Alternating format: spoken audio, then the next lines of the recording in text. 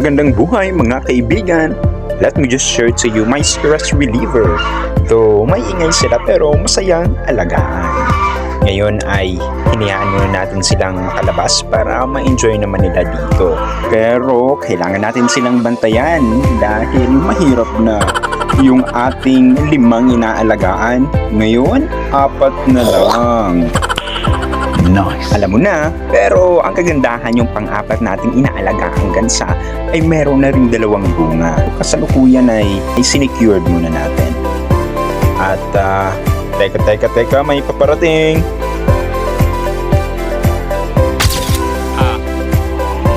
Pag tumingin ka, akin ka.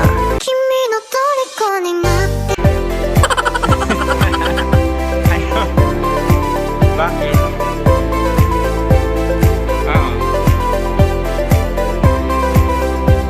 May good news ka? Usap. Pero hindi ko naman sinabi ko lumpia ako na sabi sa akin, lumpia ako na lang daw yun. Sabi ko, di ko ulit na ako, ikaw na. Ay, sabi ko kita, sabi ko. Paano yan? Wait, pili niya lang. Okay, ngayon hayaan nyo akong i-share sa inyo ang mga rason kung bakit magandang mag-alaga ng mga gansa. Siyempre, una na dyan ang napaka-obvious na rason. They are known as alarm geese. Hirap ka bang gumising? Hirap ka bang bumangon? Sigurado, mapapabangon ka dahil sa ingay nila, hindi lang sa tuwing umaga. Siyempre, kapag may mga tao biglang pumasok sa inyo, at hindi lang limitado sa mga tao, kundi pati na rin mga hayop na bago sa paningin nila o kaya mga predators. Siguro na mag-iingay at mag-iingayan. Kaya naman sila'y tinaguri ang guard animals. Pops! Tick!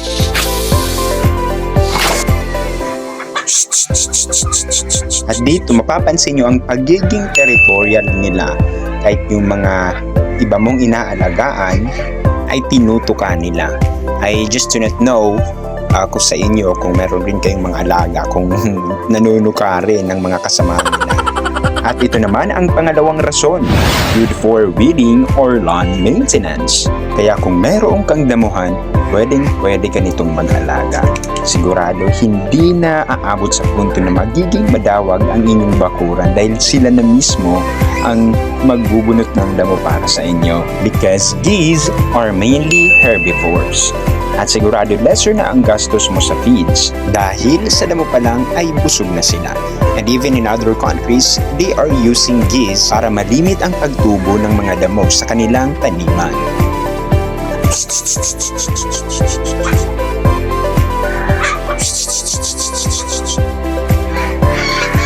Narito naman ang pang-4 nating gansa. Siyempre, nakadalawa na rin siyang bunga. Kaya masaya tayo at binibigyan rin natin sila ng mga dahon-dahon, lalo ng dahon ng lubi-lubi dito sa Pulangi.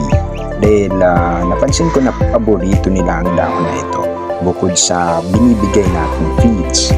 Siyempre sa tao nga ay hindi pwedeng puro processed food. Kailangan rin ng gulay.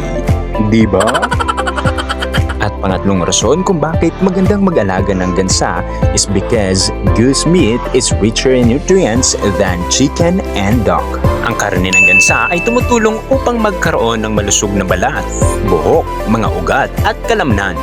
Napakuhusay na pinagmumulan din ito ng iron higit kaysa sa beef, pork at chicken. Nakakatulong din ito upang magkaroon ng malusog at maayos na daloy ng dugo na tumutulong naman upang di tayo agad mapagod. Kaya bagay ito sa'yo para di ka agad mapagod sa kanya. Ayaya! Umextra rin pata dito si Budoy. At ang pang-4 na rason, goose eggs are excellent sources of many nutrients. Kahit ang sukat ng itlog nito ay katumbas ng 3 itlog ng manok. How much more sa nutrisyon na dulot nito? But in our case, we're not going to cook it dahil pinaparami pa natin sila. At panglimang rason, geese have their own unique way to make you feel special. Based on my experience, they have this special squawking sa tuwing uuwi ako o kapag narinig na nila sa malayo ang tunog ng motorsiklo. And for me, it's already a special treatment. Then they are going to approach like they miss you a lot but maybe they are just hungry. May ba tayo saglit? Mapapansin nyo na nandito sila sa kulungan ng baboy. Ayan, dyan muna natin sila inilagay pansamantala while we are fixing the fence ng kanilang paglilipatan. Mapapansin nyo rin dito sa gilid ang mga manok. Yan, sila yung mga nakawala at hindi nakabalik sa kanilang kulungan. But what's good is that hindi na sila lumalayo pa. Pero itong mga alaga nating gansa na very territorial, pilit na inaabot ang mga manok katulad nito, but ang kagandahan di naman nila abot. Ayan, mahaba. Though mahaba ang kanilang mga leeg, maikli pa rin ito para maabot ang mga manok. At ang magandang balita dito, according to Kuya Noli, na nagtuturo sa atin kung paano mag-alaga, ang babaeng gansa natin ay malapit ng itlog. Okay, bukod sa pang-apat natin na meron ng 2 chicks, ito naman ay malapit na rin since butog-butog na daw. O yung puwetan ay magana. And anytime, pwede na raw itong maitlog. At pang-anim na rason, it helps us develop our character. Katulad na lang ng iyong pagkatuto ng pag-aalaga ng mas higit pa regardless kung anong kalagayan mo. Busy ka man, masaya, malungkot, o pagod, ano man ang ginagawa mo. They are waiting for you and expecting for you to care. The same way sa kung paano tayo mag-alaga ng ibang mga hayop. Nagiging instant referee ka kapag nag-aaway-away. Nagiging guide kapag nasa maling lugar na sila. Nagiging disiplinado at responsable. Bakit nga ba ganito? Katulad na lang ng sabi sa Proverbs 12 verse 10, ang taong matuwid ay mabait sa kanyang mga alagang hayop. Ngunit ang taong masama ay malupit at walang awa sa kanyang mga hayop. Kung kaya't ito'y isa rin sa ating mga layunin na maging mabuting tagapangalaga. Just like how God created us in His own image to have dominion over the animals. At maiba lang tayo saglit. May napanood akong video patungkol rin sa mga gansa at nag-trivia siya. Sabi niya, alam niyo ba na ang mga gansa ay hindi natutulog? And ayan, in my experience and also according to birdfact.com, they also sleep both in dry land and water. Kaya makikita rin natin dito sa video na natunakunan natin silang natutulog, nagpapahinga. Right, at pang-pitong rason, it teaches us to appreciate God's wonderful creation. Sa angking ganda nito, tisong tayo, swabing galaw, at napakagandang balahibo na may iba't ibang pwedeng paggamitan. You will really appreciate God's creation, and in that way, you will also find joy, peace, and have a sense of gratitude. At ito muna ang maibabahagi ko sa inyong 7 rason o mga dahilan kung bakit magandang mag-alaga ng mga gansa. Hanggang sa muli mga kaibigan! But wait. Now see this one guys. Tignan nyo kung paano sila maging territorial. Ayan. Yep.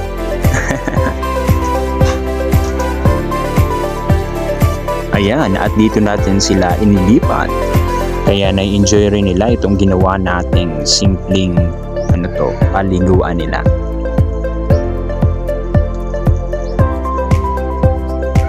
At i-share ko na rin sa inyo kung paano ang mga hayop ay nangbubuli ng iba. Tulad nitong mga manok. See this one. Laging tinutuka nitong isa. Pinagtulungan na ang kawawang manok na ito. Imbis na manlaban, hindi niya na lang pinansin.